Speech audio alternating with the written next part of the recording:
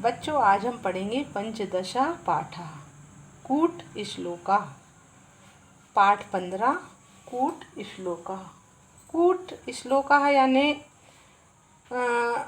कुछ मतलब पंक्तियों में कुछ ऐसी पंक्तियाँ रहती हैं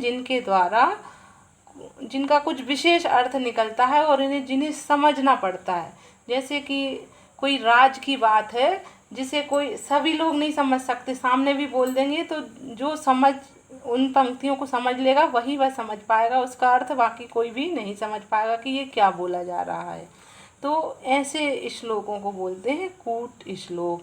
कूट श्लोक कुछ पहेलियों टाइप के भी कह सकते हैं, जिनमें कि कोई उत्तर की खोज की जाती है, जिनके कि हाँ भाई इसमें क्या बोला जा रहा है, हमारे लिए उसको समझना पड़ता है। तो ऐसे ही कुछ कूट श्लोक संस्कृत के इस पाठ में दिए गए हैं, जिन्हें कि हम आज पढ़ेंगे। एक चक्षु ना कोको अयम बिलमिच्छन्न पनंगा क्षीयते वर्धते चैव ना समुद्रो ना चंद्रमा। अब इसी को इन्होंने, जैसे हिंदी में अनुवाद होता है ना, वैसे ही इसको संस्कृत में इसका अनुवाद किया है। एकम चक्षु अस्ति, मतलब कि क्या है, एक आँख है, परंतु काकः नास्ति, लेकिन कौआ नहीं है। कौए की एक आँख होती है ना, तो कौआ नहीं है। बिलम अन्विष्यति, यानी छेद खोजना, छेद तो खोजते हैं। अन्विष्यति यानी खोजना, बिलम यानी छेद।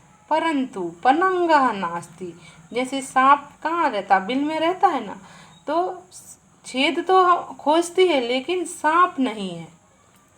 क्षयः भवति, इसकी क्षय यानी इसका घटना बढ़ना, मतलब क्षय होना यानी कम होना, तो कम तो होती है।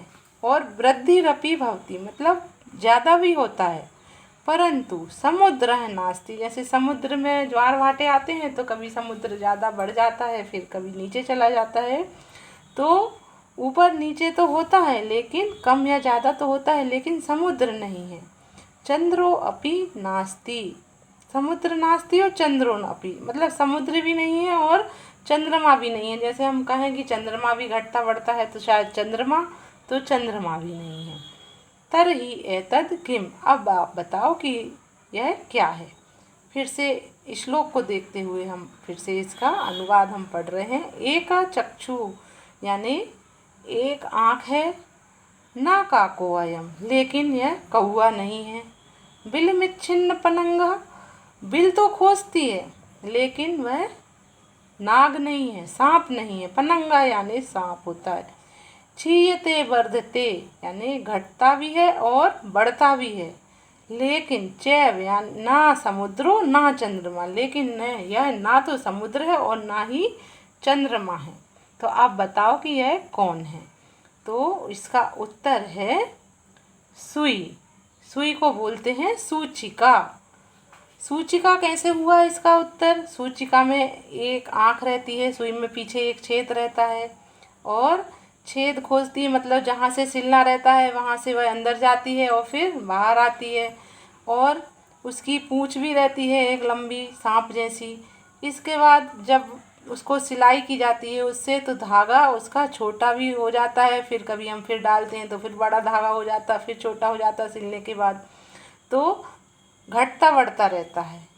इस प्रकार इसका उत्तर सूचिका है। अब दूसरा कूट श्लोक है।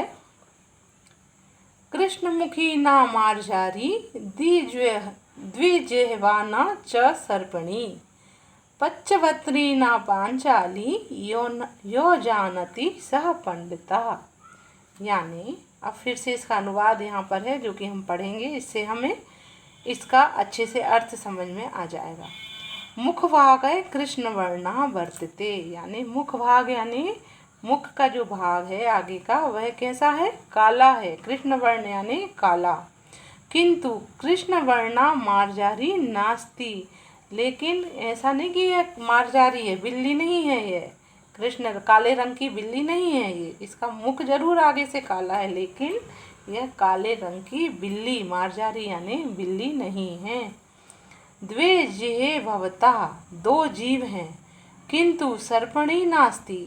सांप की भी कभी दो जीव होती हैं कभी कभी, तो दो जीव तो हैं लेकिन यह सर्पणी नहीं है। पच्च पतया संति, पांच पतियों वाली है, किंतु पांचाली नहीं है, पांचाली नास्ति यानी पांचाली नहीं है। तरहि किम अस्ति, आप बताओ कि यह क्या है, जो यह जान जाएगा वह पंडित कहलाएगा। तो अब हम फिर से इसको देखकर पढ़ते हैं। कृष्ण मुखी ना मार्जारी यानी इसका मुख तो काला है लेकिन यह बिल्ली नहीं है। द्विजिह्वा नाचा सर्पिणी, दो जीभ वाली है लेकिन सांप सर्पिणी भी नहीं है, नागिन भी नहीं है। पच्चवत्री ना पांचाली, पांच पतियों वाली है लेकिन यह पांचाली नहीं है। यो जानती सह पंडित, जो यह जान जाएगा वह पंडित कहलाएगा। तो इसका उत्तर है लेखनी। लेखनी में ऊपर पहले की लेखनी कैसी रहती थी, उनमें वो बने हुए रहते थे, ऐसे मोर के पंख वगैरह लगे रहते थे या तो रोए फर लगे रहते थे, तो इसीलिए यह बनाया गया होगा शायद कि पांच पतियों वाली है और यह पांचाली नहीं है।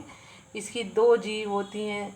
तो पहले जो फाउंटेन पेन आते थे वह ऐसे दो, उसमें ऐसे ऐसे दो बने रहते थे मुंह जीभ टाइप के, तो उसी पेन या कलम के बारे में यह जो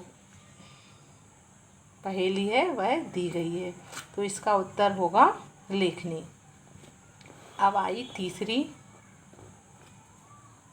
प्रश्नोत्तरम, यह है प्रश्न उत्तर। प्रश्न भी है और उत्तर भी है इसी में। अब कैसे हैं इनको हम देखते हैं।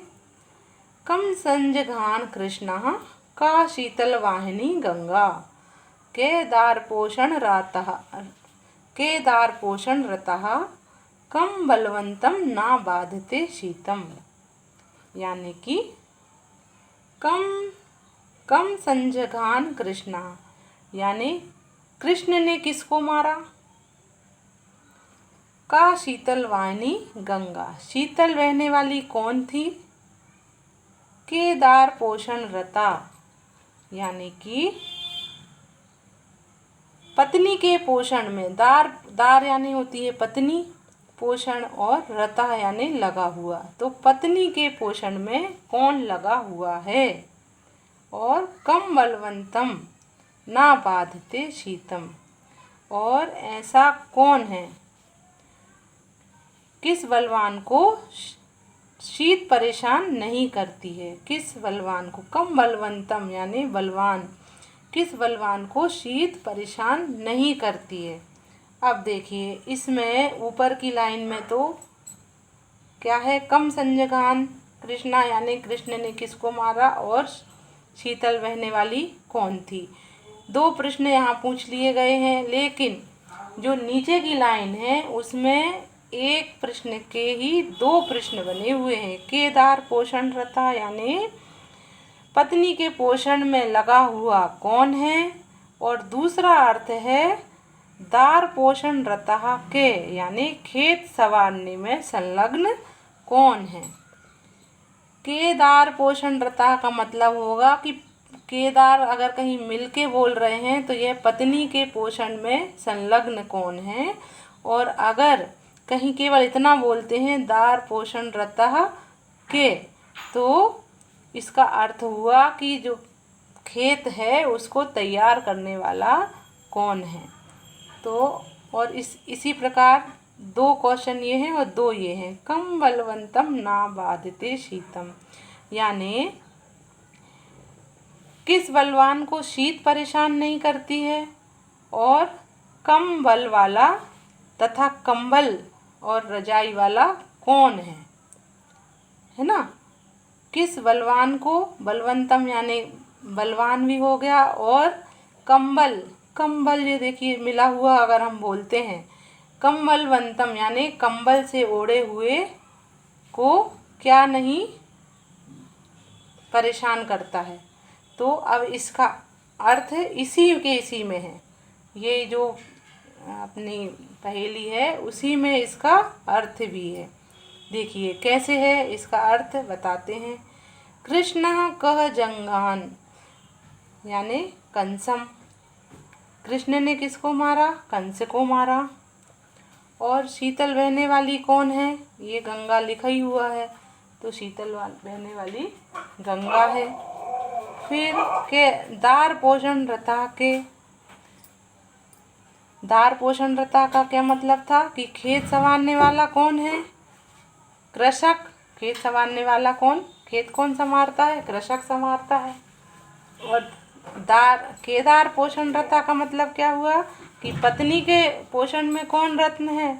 तो उसको बोलेंगे कि जो उसका पति है वह। तो इसके दो उत्तर हो गए। और फिर ये है कम बलवंतम, यानी किस बलवान को शीत परेशान नहीं करती? कंबल वाले को। जो कंबल ओढ़े हुए है वह, उसको शीत परेशान नहीं करती है। तो ऐसे।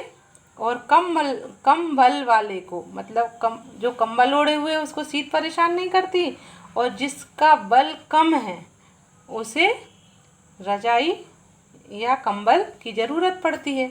ऐसे इसके बहुत सारे मतलब कूट श्लोक हैं या पहेली हैं, तो इसमें बहुत सारे अर्थ छुपे हुए रहते हैं, तो इनको हमें समझना पड़ेगा। इसके दो अर्थ हैं, फिर से बताएंगे कि केदार पोषण रता के दो अर्थ हैं। एक तो है कि कौन खेतों के पोषण में संलग्न है, और तो उसका अर्थ उत्तर हुआ कि कृषक। और कौन अपनी पत्नी के पोषण में संलग्न है, तो उसका उत्तर हुआ पति। अब आया पहेली नंबर 4, जो कि संख्यावाचक है। इसमें संख्याओं से ऐसा कुछ मैजिक किया गया है कि वह एक बहुत अच्छी पहेली बन गई है। एको न विशन्ति स्त्रीणां स्नानार्थ नर्मदां गता विशन्ति। पुनरायाता एको व्याघ्रेण भक्षिता। अब शब्द इसका है एको न विशन्ति, यानी एक पुरुष और 20 स्त्रियां। एक पुरुष और 20 स्त्रियां स्नान के लिए नर्मदा गई। अब विशन्ति यहाँ पर क्या हुआ? बाघ ने एक को खा लिया। एको व्याघ्रेण भक्षिता। अब विशन्ति पुनरायता यानी 20 वापस आई। तो इसका अर्थ बताओ। अब 20 कैसे वापस आई? अब इसमें देखिए नीचे यहाँ पर लिखा हुआ है, अनुवाद है, स्त्री नाम एको ना विशन्ति, यानी जो स्त्रियां थी एको यानी 20 में एक कम। कितनी थी? 19 स्त्रियां थी। एको ना विशन्ति यानी 20 में एक कम स्त्रियां थीं, तो कितनी हुई? 19 हुई। स्नानार्थ नर्मदाम गता, वह स्नान के लिए गई कहाँ? नर्मदा नदी में। व्याघ्रण एको भक्षिता, तो उसमें से एक को शेर ने खा लिया। तो 19 में से एक को खा लिया तो कितनी बची? 18 बची।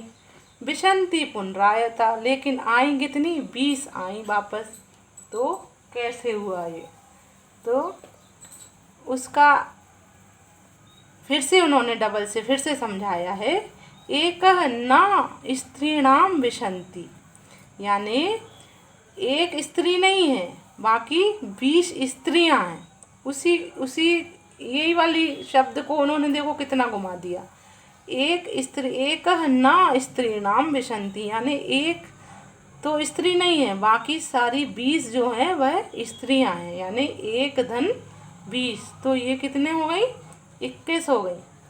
अब स्नानार्थ नर्मदाम गता है, स्नान के लिए कितनी गई? 21 गई। तो व्याघ्र ने, जो शेर था, उसको एक को शेर ने खा लिया, तो फिर कितनी वापस आई? 20 वापस आ गई। ये इसका उत्तर है।